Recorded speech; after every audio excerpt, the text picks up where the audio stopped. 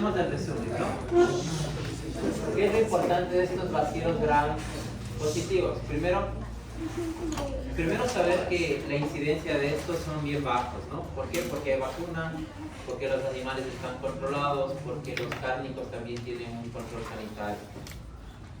¿En dónde sucede mucho más? Como hemos mencionado, en países pobres, en países en donde no estén vacunados. Ahí la incidencia de estas enfermedades es mucho mayor. La presentación clínica de estas enfermedades es primordial para hacer el diagnóstico, porque ya hemos mencionado que el diagnóstico complementario con estudio de laboratorio es bien complejo, porque son bacterias que primero es difícil que crezcan en medios de cultivo. Segundo, es que la mayoría de las infecciones es producto de las toxinas, más no de las bacterias. Entonces, por ende, es difícil aislar el microorganismo en una muestra biológica del paciente. ¿Sí? Hay que saber que la mayoría de ellas generan gastroenteritis. ¿Por qué razón? Porque algunas pues, generan esporas.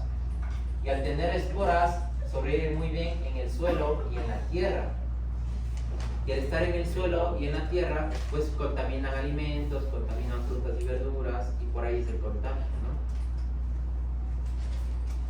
En Bacillus y en Clostridium son dos bacterias muy resistentes y muy patógenas, solo que una es un aerobio y la otra es una anaerobia.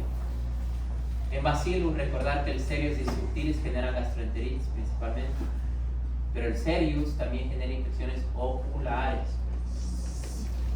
El Bacillus anthracis es bien patógeno porque tenía tres tipos de toxinas: la toxina edema, la toxina letal y la toxina que une a estas dos moléculas, ¿no? Estas dos proteínas. Generaba úlceras en todo tipo de lugar en donde se genera el contagio, porque generaba la enfermedad que era el carbunco cutáneo por inhalación y gastrointestinal. Ese era el Bacillus anthracis, considerado como una arma biológica, ¿sí?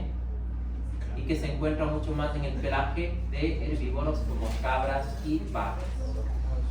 ¿Sí? Difícil que se encuentren con esta, a menos que exista una guerra y armas biológicas.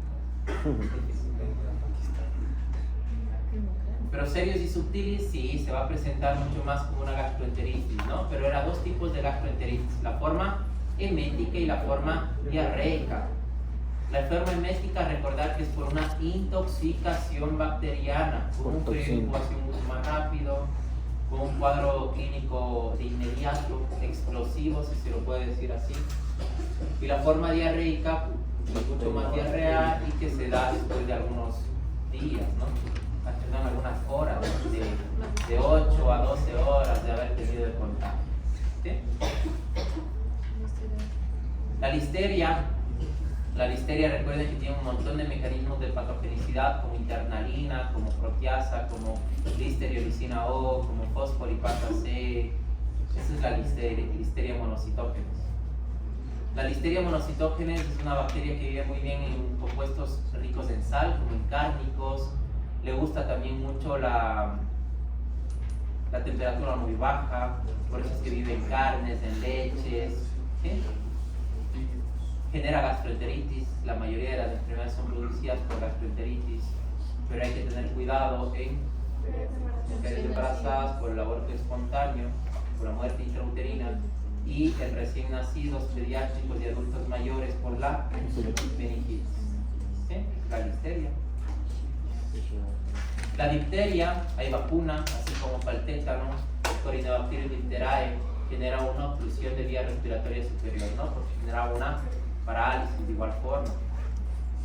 La difteria también tiene toxinas alfa, toxinas beta, que generan insuficiencia respiratoria en el paciente. La Erysipelotes russipati era la que se encontraba en el cerdo. Hay que tener cuidado con la carne mal cocida de cerdo, porque tiene un montón de microorganismos, no solo bacterias, sino también parásitos. La Erysipelotes lo que principalmente generaba era infecciones en la piel, también por ahí alguna gastroenteritis, pero más en piel diseminada, con artralgias e infecciones en válvulas cardíacas. Actinomycetes era esta bacteria que se encontraba en agua contaminada, en agua estancada, en el suelo, en la tierra, que generaba neumonía, ¿no? Por inhalación. El actinomycetes era la diverticulitis, ¿no? Actinomycetes, diverticulitis a nivel del colon, pero generaba también una infección a nivel del cerebro. También era microbiota de la calidad. Vaginal y cerebro. Vaginal, la actinomycetes, pero puede generarse, hacerse patógena, ¿no? A lo menos cuando se identifica en un Papa Nicolau. ¿Sí? Y los Clostridium, tetani, difíciles, perfringens y botulínico, que también son anaerobios, que también tienen esporas y que son bien patógenos, ¿no? Los Clostridium son bien patógenos. El Clostridium tetani, en general, el tétano, tiene diferentes toxinas, lo vimos, neurotoxinas, tétanospasmina, que genera esa parálisis del sistema neuromuscular, generando una inactivación de los receptores a nivel neuronal. Y por ende esa parálisis que se caracteriza en el paciente muchísimo, la parálisis espástica, con la curvatura a nivel de la columna y la risa sardónica. Tétano. El Clostridium botulínico es el botulismo, ¿no? Que también genera una parálisis espástica que puede afectar a nivel de vía respiratoria, a nivel del diafragma, con una insuficiencia respiratoria. El Clostridium botulínico también genera esa visión borrosa, esos espasmos abdominales, ¿sí? El botulismo. El perfringes era la gastroenteritis y la necrosis gaseosa. Y es difícil, la colitis pseudomembranosa. ¿Sí?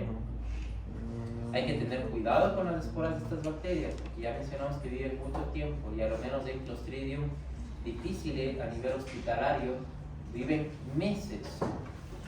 Por eso es que un paciente cuando comienza con un cuadro característico de una colitis hay que aislarlo. Hay que aislarlo. ¿Para qué? Para que no contagie a los demás. Porque es fácil de contagiarse en ese hospital. Esas esporas viven meses en los baños, en los inodoros, en las camas, en las sábanas. Ahí viven. Y ahí es cuando se contagian los pacientes facilito. Por ejemplo, un adulto mayor que haya estado en UCI le dio una colitis y salió, le dieron de alta después de 10 días y esa misma habitación ingresa a otra persona, esa otra persona se puede contagiar fácilmente. ¿Es esa que decía que era una asepsia? Sí. Que es difícil de desinfectarla con cloro. Normalmente se utiliza cloro en los inodoros a nivel hospitalario, en las camas, pero lo malo es que el cloro es corrosivo. Entonces, para eliminar esta bacteria se necesitan concentraciones altas de cloro, como de 4 a 5 ppm, son partes por millón de cloro, para desinfectar y para poder matar a la espora. Pero como les digo, utilizar altas concentraciones de cloro es corrosivo. Entonces, normalmente no se utiliza.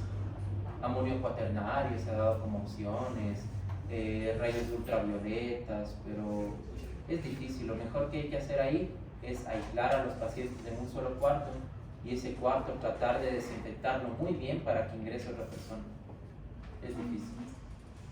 Pero lo que normalmente no se hace en los hospitales es hacer el diagnóstico, porque al paciente que ya le sale de unidad de cuidados intensivos, pasa unos 2-3 días en observación y si ya se siente mejor, pues le dan de alta. Pero después de algunos días, porque sigue tratándose con antibióticos, después de algunos días desarrolla la colitis y no se hace un diagnóstico oportuno. Entonces sí hay que correlacionar mucho el consumo de antibióticos de amplio espectro a lo menos, ¿no? Y lo mejor de todo, hay que recomponer esa microbiota. ¿Sí? ¿Preguntas, dudas? Y vamos a hacer una práctica de esto para que puedan entender las bacterias. Preguntas, dudas de los bacilos intestinos. Los antiguos ya salieron de todo eso, que directo va a recomponerse para evitar ese.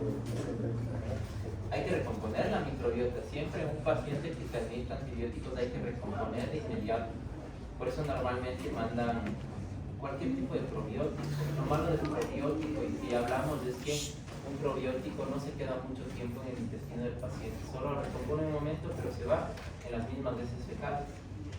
Pero se ha visto que hay mejores probióticos como el lactobacillus reuteri que se quedan más tiempo. Eso es Después del tratamiento. ¿Sí? ¿Sí?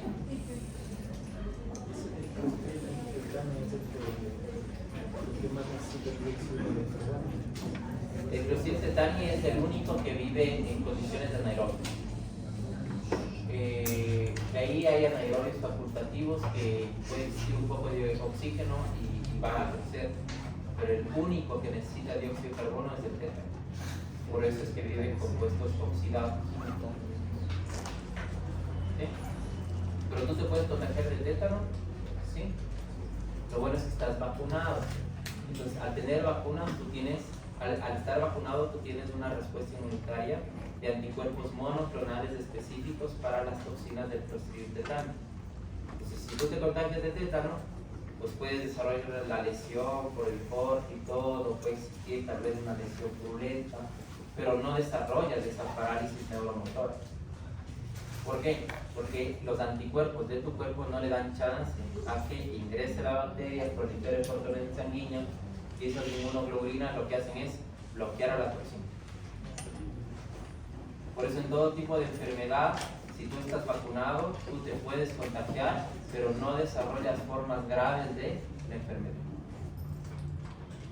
Por ejemplo, tuberculosis es lo mismo, ¿no? Todos estamos vacunados de la BCG para Mycobacterium y tuberculosis, pero nos podemos contagiar de TB, ¿sí?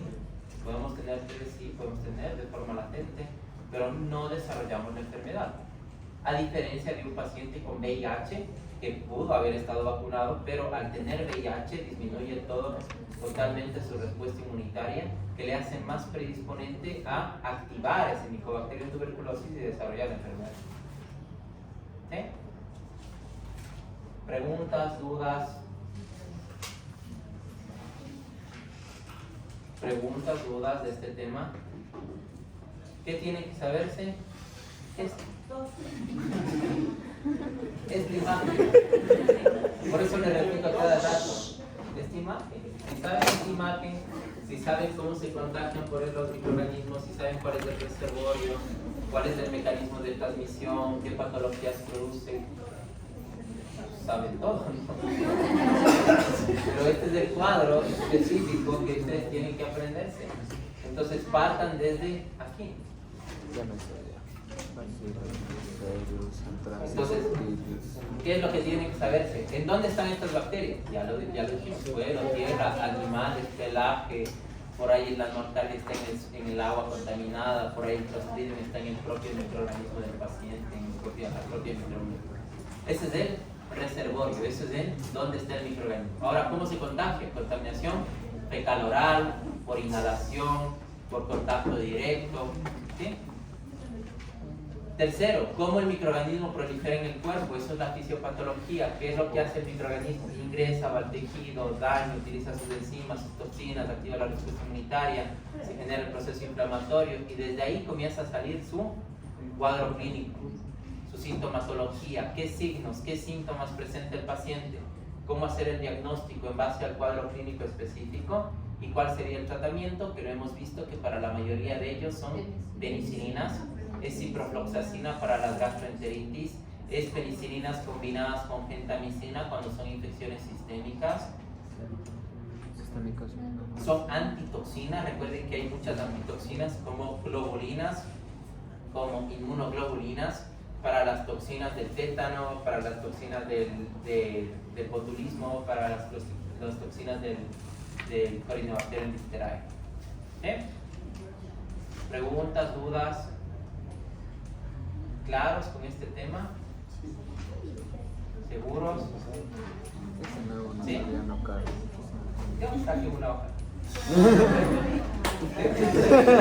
Ah, es de verdad.